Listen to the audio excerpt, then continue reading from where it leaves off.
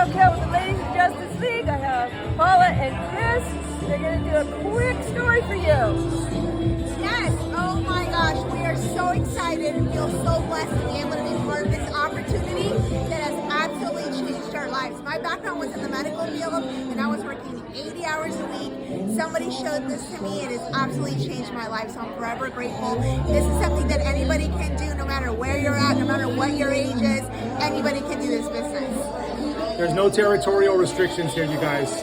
Build as small of a business as you want, as big of a business as you want. This business has awarded me to gain back my weekends and get myself out of the restaurant industry. Super satisfied, super happy with that. And I'll tell you this thing in closing, we have a huge opportunity out in front of us. The economy is going through some challenging times here. Inflation is on the rise, you guys. Interest rates are skyrocketing. You guys have the opportunity to help change that by putting in some additional income in the individual's bank account. So go out there, talk to people, and make it happen, everybody. Thanks, guys. All right, all right. Thank you, Paula and Chris. Lois Threlkeld, ladiesofjusticeleague.com. Go visit us.